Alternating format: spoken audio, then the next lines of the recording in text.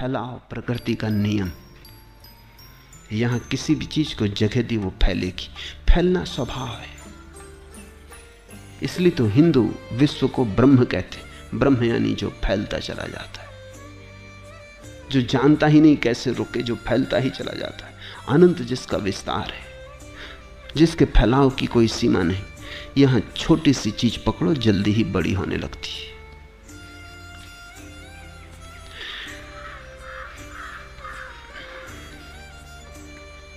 इन छोटी छोटी बातों के कारण तुम भटकते चले जाते हो।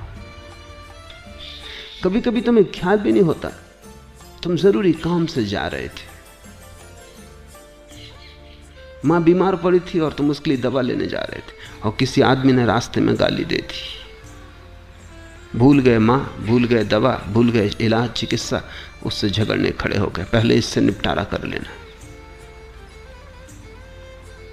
चाहे इसमें मां मर जाए, लौट के घर आओ और पाओ कि मां जा चुकी, फिर चाहे पछताओ।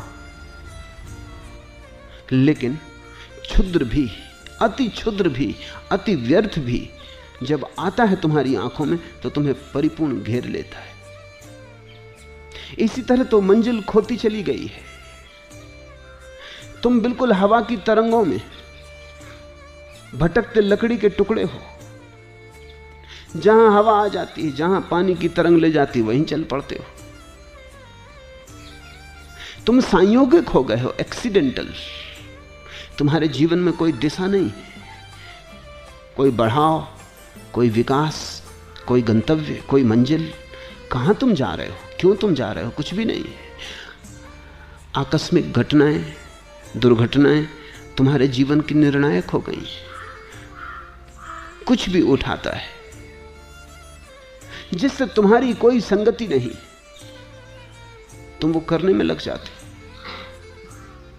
मैं विश्वविद्यालय में भर्ती होने गया। तुम अपना फॉर्म भर रहा था, मेरे पास ही एक लड़का खड़ा था, वो भी भर्ती होने आया था। उसने मेरे फॉर्म में देखा, उसने कहा तो आप दर्शन शास्त्र ले रहे हैं, तो मैं भी लूंगा।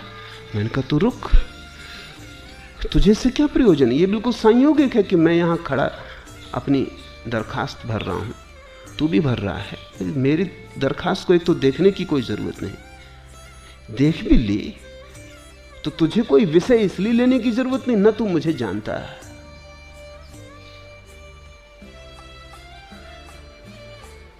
उसने कहा ये भी आप ठीक कहते हैं, मैंने ये सोचा ही नहीं। तुमने कभी जिंदगी में देखा? इस तरह रोज हो रहा है। दुकान पे तुम गए थे, कुछ खरीदने गए थे, कुछ खरीद लाए, क्योंकि दुकानदार बड़ा कुशल था, उसने बेच दिया कुछ। दुकान पर गए थे, दुकानदार ने कुशलता भी ना की हो, लेकिन दुकान की खिड़की में सजी हुई चीजों में कुछ चीज जच गई जिसकी तुम्हें क्षण भर पहले तक कोई भी जरूरत न थी। क्षण भर तक पहले तुम्हें सपना भी ना आया था उसका, लेकिन बस आंख में पड़ गई, सरक गए तुम। शायद जरूरी काम छोड़ के जो तुम लेने गए थे कुछ और लेके आ जाओ।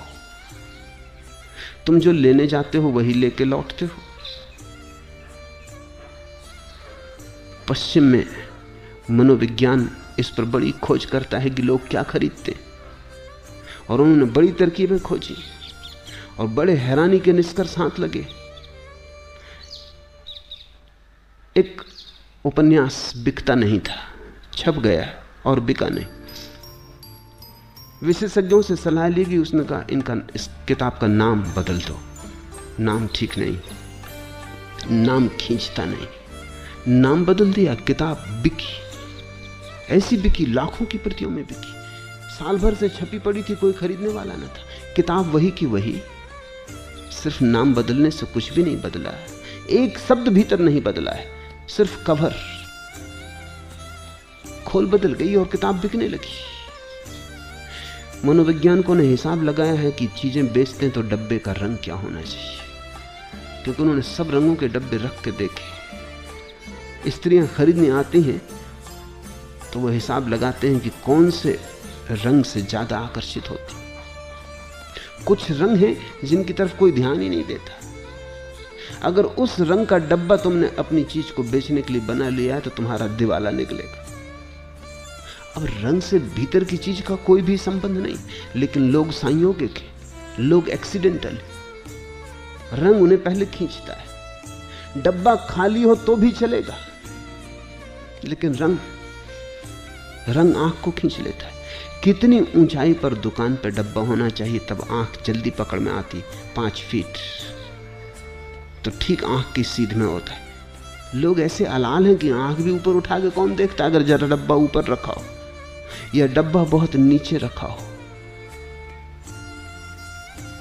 तो अब तो विशेषज्ञ हैं इस संबंध में जो बताते हैं कि तुम जब कोई चीज बना के बाजार में बेचो तो डब्बे का रंग क्या हो, कितने बड़े अक्षरों में नाम हो, कितनी ऊंचाई पर दुकान में रखा जाए, कितनी दूरी पर ग्राहक खड़ा हो, तो काउंटर कितने फासले पर बनाया जाए, बेचने वाला क्या कहे, कैसे शब्दों का उपयोग करे। क्योंकि जरा जरा सी बात। एक भिखमंगा एक घर में भीख मांगने गया, सुंदर है, स्वस्थ है, जवान है। महिला बाहर निकली और उसने कहा कि जवान हो, स्वस्थ, सुंदर हो, कोई काम क्यों नहीं करते? जिंदगी में सफल हो सकते हो, भीख मांगने की जरूरत क्या है?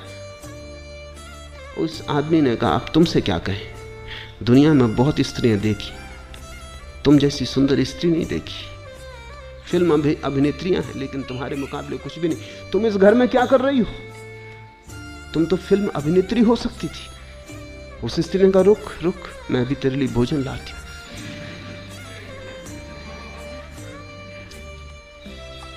भिखमंगे को भी समझना पड़ता है क्या कहे, किन शब्दों का उपयोग करे, क्योंकि लोग अंधे, लोगों को पता नहीं वो क्या कर रहे हैं, क्यों कर रहे हैं।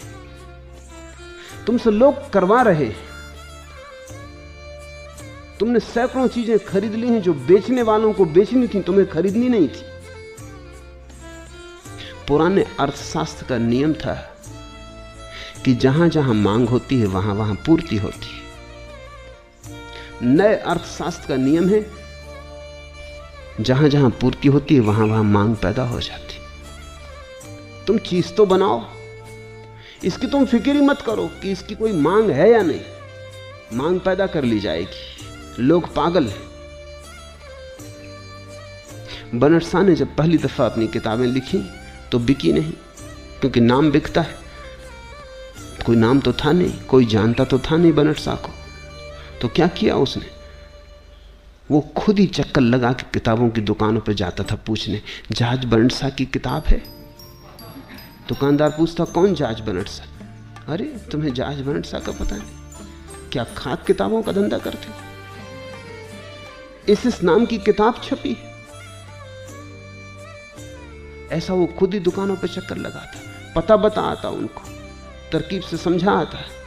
और जब उसने अपने मित्रों को भी कह दिया कि तुम जब निकलो कहीं से, कोई विशेष रूप से जाने की जरूरत नहीं, लेकिन रास्ते में अगर किताब की दुकान पड़ जाए, इतनी कृपा मुझ पर करना, पूछ लेना जहाज बनट शाह की फला फला किताब है। जब दुकानदार, कई ग्राहक आने लगे, रोज आने लगे, है कौन जहाज बनट शाह? दुकानदारों ने पता लगाया, किताबें खरीद के लाए। जहाज बनट शाह ने कहा, ऐसे मेरी किताबों का बिकना शुरू हुआ। चीज होनी चाहिए, फिर चीज के आसपास कांटा, कांटे के आसपास आटा होना चाहिए, फिर कोई ना कोई फंस जाएगा। संसार बड़ा मूढ़ है।